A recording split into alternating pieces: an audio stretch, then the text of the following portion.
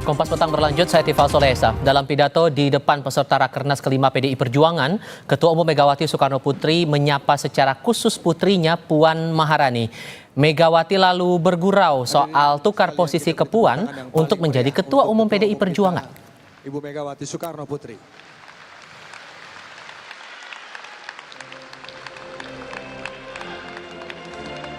Mbak Puan, saya bilang pada Mbak Puan sebagai ketua DPR, wah pergi ke luar negeri terus. Tapi itu kerja loh, bukannya jadi turis. Jadi saya kalau beliau pamit kemarin ikut di Bali, lalu kapan itu ke Meksiko. Jadi terus saya bilang gantianlah sama saya deh yang jadi anggota ketua DPR, kamu yang jadi ketua umum.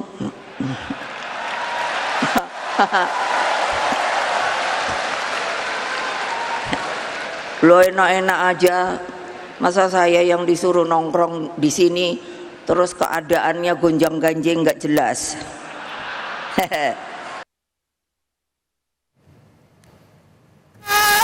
Berbeda dengan Presiden Joko Widodo yang tidak hadir karena tidak diundang, sejumlah Menteri Kabinet Pemerintahan hadir ke Rakernas PDI Perjuangan di Ancol, Jakarta Utara. Ketua Umum PDI Perjuangan Megawati Soekarno Putri menyebut satu persatu nama menteri yang hadir, yakni Menparekraf Sandiaga Uno dan menteri dari PDI Perjuangan seperti Menteri Koperasi dan UKM Teten Mas Duki, lalu Sekretaris Kabinet Pramono Anung, kemudian Menteri Sosial Tri Risma Harini, lalu Menteri Pemberdayaan Perempuan dan Perlindungan Anak Bintang Puspayoga, nama lainnya Menpan RB Abdullah Azwar Anas dan Menteri Hukum dan HAM Yasona Lauli.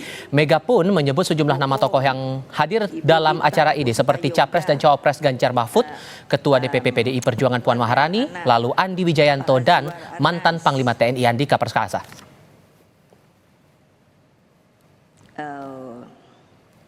Pan RB Hasto.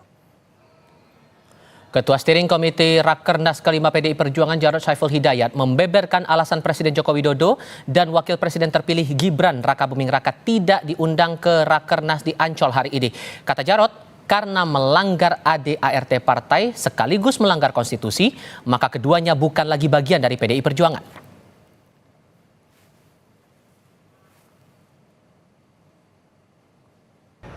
Apabila ada di antara kita anggota partai yang kemudian melanggar konstitusi, melanggar etika dan moral, maka dia sudah bukan menjadi bagian dari keluarga besar PDI Perjuangan, karena sudah bertentangan bukan hanya pada ADART partai, tapi pada konstitusi negara.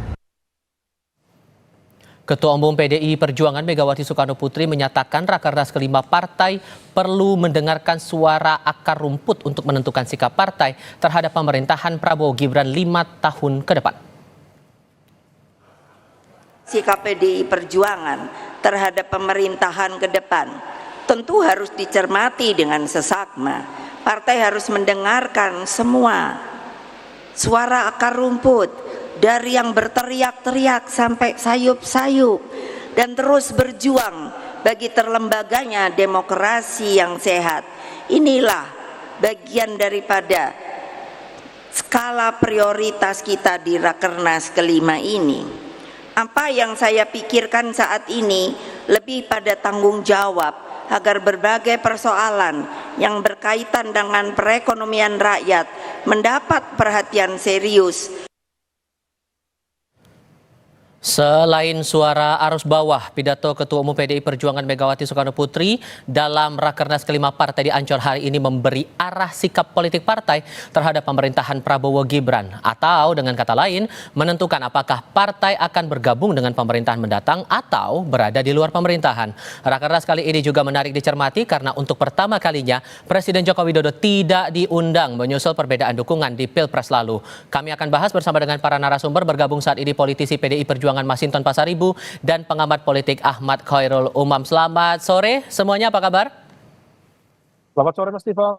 Baik, terima kasih Mas Umam sudah bergabung. Kami masih berupaya untuk memperbaiki komunikasi kami dengan Mas Hinton Pasaribu yang saat ini berada di arena Rakernas di Ancol, Jakarta Utara. Mas Umam, kita selama ini belum mendengar secara langsung sebetulnya pernyataan resmi dari Ketua Umum Megawati soal posisinya dengan Jokowi begitu. Dengan tidak hadirnya atau tidak diundangnya Presiden Jokowi, apakah ini bisa dikatakan bahwa Bu Mega sudah tutup buku, tidak punya urusan, tidak punya hubungan lagi dengan Jokowi? Mas Tifal, saya pikir statement dari Bu Mega tadi sudah clear. Tutup buku itu sudah menjadi sebuah sikap yang memang terrepresentasikan secara tidak langsung. Meskipun semua kalimat itu dibungkus dalam kalimat-kalimat yang sifatnya implisit atau secara tidak langsung. Tetapi apa yang tadi disampaikan oleh Bu Mega, pihak yang goyah-goyah dalam pendirian, yang balelo, dan kemudian ada pengusiran secara tidak langsung dengan kalimat yang sangat tegas, keluar kamu, maka besar kemungkinan kalimat pengusiran itu adalah kalimat yang secara implisit dialamatkan kepada Joko Widodo dan juga lingkaran terdekatnya, dalam konteks ini adalah keluarganya. Nah, oleh karena itu statement ini adalah sebuah penegasan untuk kesekian kalinya sikap dari PDIP dan juga Bu Mega yang begitu tegas, begitu keras kepada Joko Widodo dan juga keluarganya. Nah, adapun mengapa semua kalimat ini dibungkus dalam statement yang sifatnya implisit, maka besar kemungkinan hal itu disebabkan oleh sikap dari PDIP untuk tidak keluar langsung dari pemerintahan saat ini. Karena bagaimanapun juga tampaknya PDIP masih merasa bahwa dirinya adalah kekuatan politik yang menjadi backbone utama dari kekuasaan yang ada saat ini, yang memenangkan, yang memberikan political guarantee selama ini untuk menghadirkan pemerintahan. Maka tidak dibungkus dalam sebuah statement resmi, sikap resmi, keputusan resmi secara legal formal bahwa pemberhentian kepada pemberhentian kepada Jokowi dan lingkarannya dilakukan oleh DPP PDIP saat ini. Nah, ini tampaknya sengaja dilakukan mengulur waktu sampai kemudian nanti di momentum akhir pemerintahan Presiden Joko Widodo, disitulah kemudian besar kemungkinan jika kemudian dilakukan statement terbuka, termasuk juga secara legal formal dibutuhkan surat resmi pemberhentian oleh DPP, tampaknya momentumnya akan ada di ujung sari. Karena banyak komentar pedas dalam pidato 1 jam 22 menit saya catat begitu dari pukul 15.08 sampai 16.30 tadi. Komentar pedas itu bilang susah bertahan di PDI Perjuangan, berani karena pribadinya mantap, tidak goyang-goyang seperti Anda katakan tadi. Bahkan disebutkan gak usah zona nyaman-nyaman melulu. Ini tudingannya apakah kepada personal saja atau mungkin ada pihak lain yang mungkin juga dituding di sini. Tapi politisi dari PDI Perjuangan Mas Hinton Pasaribu. Bang Mas Hinton, selamat sore dengan Tifal di studio. Ya, selamat sore Bung Tifal. Untuk Rakernas kali ini kan tidak diundang nih Presiden Jokowi dalam acara kali ini, sehingga bisa dikatakan Bu Mega sudah tidak punya urusan lagi, sudah tutup buku hubungan dengan Pak Joko Widodo? Ya, tentu agenda Rapat Kerja Nasional kelima PDI Perjuangan 24-26 Mei 2024 ini adalah bagian dari konsolidasi internal partai.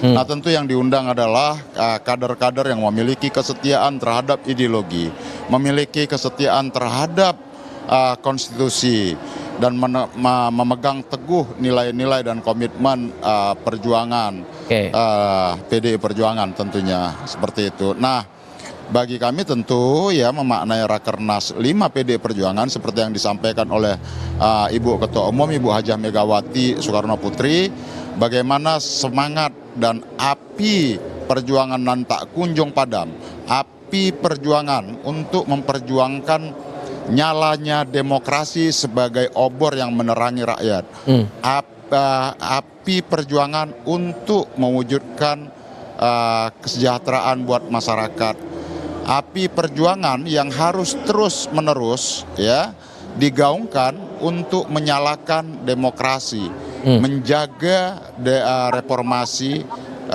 sejak 98 lalu. Nah, jadi bagi kami adalah momentum Rakernas ini adalah peneguhan komitmen kami tentang nilai-nilai demokrasi, nilai-nilai kerakyatan dan kebangsaan Indonesia. Seperti itu, Bung.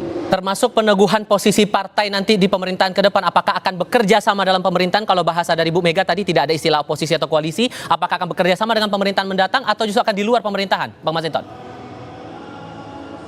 Ya, tentu menyangkut sikap politik itu nanti akan dibahas dalam rangkaian agenda Rakernas 5 PDI Perjuangan ini. Nah, ada 3 agenda besar. Satu, membahas tentang sikap politik PDI Perjuangan. Kedua, membahas tentang program dan agenda kerakyatan ya yang harus diperjuangkan oleh PDI Perjuangan. Bagaimana tentang kedaulatan energi, kedaulatan pangan, kesehatan, pendidikan, dan lain sebagainya. Itu yang harus diperjuangkan oleh PDI Perjuangan. Kemudian juga menyangkut agenda momentum persiapan pilkada bulan November 2024 nanti. Nah, tentu bagi kami ya 3 agenda itu yang menjadi concern pembahasan dari 5.255 kader dari berbagai penjuru Indonesia ya, pengurus DPP, DPD, kemudian pengurus DPC dan juga praksi PDI Perjuangan di berbagai level DPR RI, DPRD provinsi dan juga DPRD kabupaten kota seluruh Indonesia. Tadi dalam pidato Bu Mega juga sempat berkelakar gantianlah ke Mbak Puan untuk jadi Ketua Umum PDI Perjuangan. Jangan-jangan ada pembahasan juga nih soal regenerasi Ketua Umum di Rakernas kali ini. Gimana tuh Bang? Betul nggak? Ya itu sebagai joke beliau lah ya.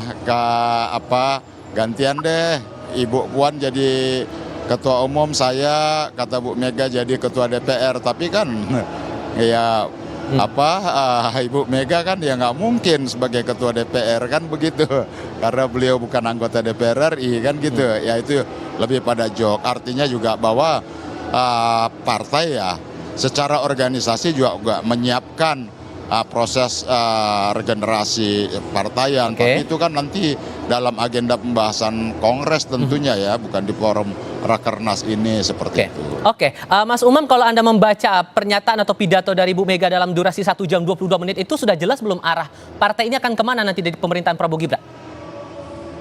Halo Bung Tipa. Mas Tifal, iya. Ya, Mas Umam Terkait dengan silakan. konteks arah partai PDIP, saya pikir sudah sangat clear. Statement dari Bu Mega tadi memberikan catatan yang sangat kritis. Ada cukup banyak hal-hal yang sangat fundamental, terutama terkait dengan praktik kekuasaan saat ini. Bahkan dianggap praktik kekuasaan saat ini dianggap telah mirip atau bahkan memiliki kemiripan dengan praktik-praktik pada era authoritarian. Nah, itulah yang kemudian menjadi gugatan dari Bu Mega. Hal itu juga ditunjukkan dalam beberapa hal. Salah satu yang menjadi concern dari Bu Mega adalah bagaimana penggunaan instrumen kekuasaan yang condong menjadi alat kekuasaan dan politik, yang justru itu membuat salah satunya pemilu dianggap oleh Bu Mega tadi sudah dimanipulasi, dijalankan dalam praktik yang abu-abu dan lain sebagainya. Nah, kalau misal kemudian PDIP dalam konteks ini konsisten terhadap cara pandang Bu Mega ini, maka besar kemungkinan ke depan PDIP akan mengambil sikap oposisi, kecuali kemudian nanti ada manuver dan lain sebagainya. Tapi kalaupun kemudian terjadi manuver, maka besar kemungkinan itu justru akan menjadi serangan balik kepada PDIP karena dianggap goyah, tidak konsisten dengan apa yang menjadi keyakinan perjuangan politik. Tapi kemudian kalau kita kaitkan lagi dengan pernyataan Pak Hasto, disebutkan bahwa kalau masalah sikap oke, akan dibahas dalam Rakernas, tapi masalah keputusan bisa jadi di Rakernas ini atau di tahun depan saat Kongres berjalan. Anda menangkapnya ini membaca situasi dulu baru menetapkan putusan atau gimana? Halo. Ya, dalam konteks ini memang bisa ini dianggap sebagai waiting time ya. Jadi dalam konteks bagaimana kemudian nanti membaca situasi. Kalaupun kemudian PDIP masih kemudian membuka ruang kompromi, negosiasi dengan pemerintahan baru, maka besar kemungkinan akan ada ekspektasi yang berbeda. Ekspektasi yang berbeda itu adalah di mana posisi PDIP tetap bisa menjadi bagian dari pemerintahan, tetapi meminta porsi untuk tetap bersuara kritis. Karena ada elemen yang di dalam kekuasaan saat ini yang tampaknya tidak sejalan dengan apa yang menjadi keyakinan PDIP. Nah, ini yang kemudian tampaknya bisa menjadi sebuah alat bargaining position.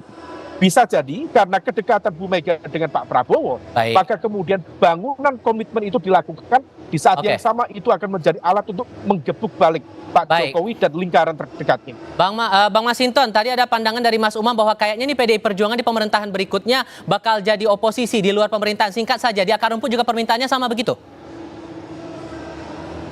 Ya, nanti itu masih dalam agenda pembahasan ya, tapi intinya adalah bahwa seperti yang disampaikan oleh Bu Megawati, demokrasi itu membutuhkan check and balances.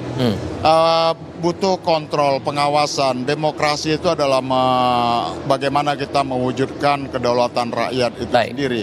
Nah, tentu dalam aspek politik itu pun kita tidak boleh melepaskan aspirasi-aspirasi ya atau kehendak-kehendak dari rakyat banyak itu. Seperti itu, Bung. Bang Masinton, terima kasih, kami apresiasi Anda sudah meluangkan waktu bersama kami di agenda Rakernas kali ini, sudah berbincang bersama kami. Mas Umam juga terima kasih sudah hadir dalam diskusi kami kali ini. Selamat sore semuanya. Ya, sama-sama. Terima kasih, Bung Tipa. Sore.